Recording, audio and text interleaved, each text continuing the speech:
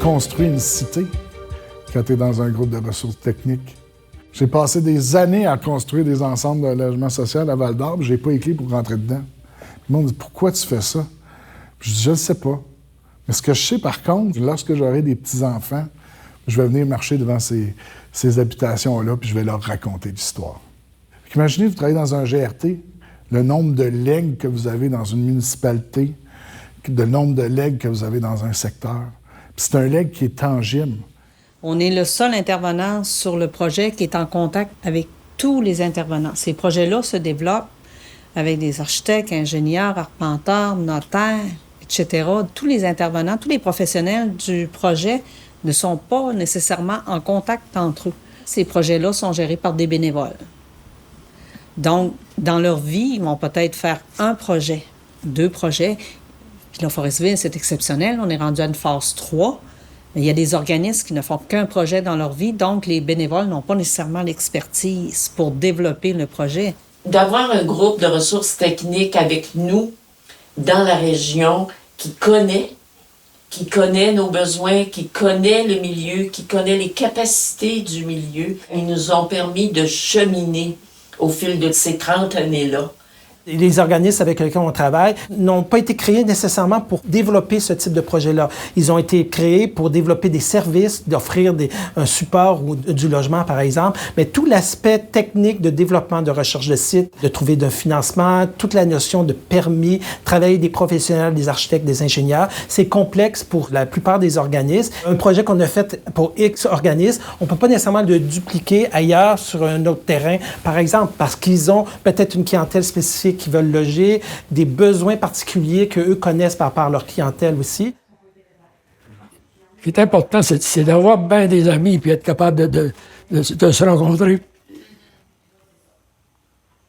C'est un voisin, mais c'est quasiment des frères et sœurs, eux autres. Ça fait 60 ans, des fois, qu'on se connaît. C'est très sécurisant pour une personne âgée de vieillir, de continuer à habiter dans sa communauté à travers les gens qui connaissent, puis à travers le milieu dans lequel ils sont. C'est sécurisant pour eux, puis c'est sécurisant pour leur famille aussi. Le 24 logements, mais en majorité, c'est les gens de Saint-Siméon qui ont vendu leur maison, qui ont laissé leur logement pour aller là. Automatiquement, il y a des maisons qui se libèrent, il y a des logements qui se libèrent. Puis je regarde, c'est pas mal des jeunes familles qui achètent les maisons, qui prennent les logements. Les GRT sont ancrés dans les milieux depuis plus de 40 ans. En fait, les GRT sont des agents de transformation sociale et des communautés depuis plus de 40 ans. Ils sont enracinés dans les milieux, ils connaissent les besoins spécifiques des villes, des petites villes, des grandes villes, et ils ont la capacité à connecter les cibles économiques, de les rendre concrètes avec des réalités humaines.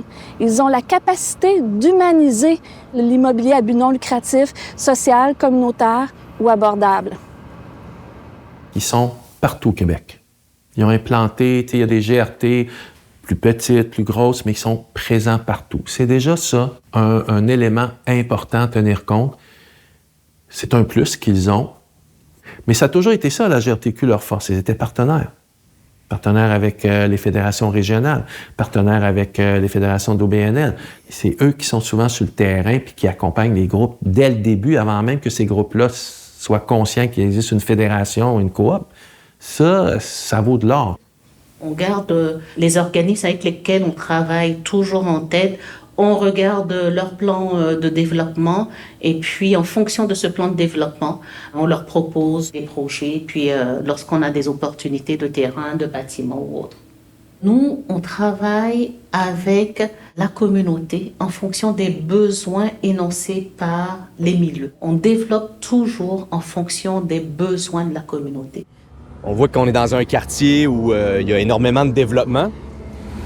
On est vraiment dans le cœur du quartier Mycéo.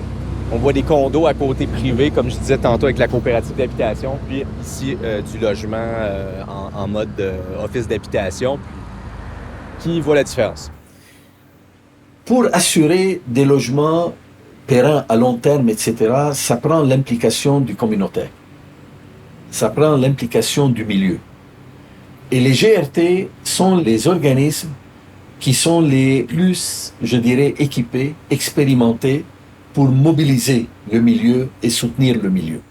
Dans les critères de sélection, notre premier critère, c'était les résidents de Neuville en premier. Ensuite, les anciens résidents de Neuville, parce qu'il y en a plusieurs qui avaient quitté et qui sont revenus. Le troisième élément, c'était les gens de Neuville qui souhaitaient voir revenir leurs parents qui avaient quitté. Moi, j'ai une maison adaptée aussi. Bien, c'est ma deuxième maison adaptée. Puis sur le conseil d'administration, bien, les autres parents aussi avaient des maisons adaptées. Fait qu'on se disait un jour, si on a à faire des nouvelles modifications, bien, le plus important, parce qu'au lieu de faire des transports, bien, dans le lave-personne et dans son lit, c'est intime, tu fermes les portes, tu vas à la salle de bain, tu reviens. On les accompagne aussi pour que les organismes deviennent autonomes. Donc, une fois que la prise de possession de l'organisme, qu'il y a une prise en charge, l'objectif, c'est que le GRT soit capable de aussi donner ce projet-là, quitte à faire quand même de la gestion par après, mais l'organisme est quand même capable de s'approprier, en fait, son projet et son immeuble.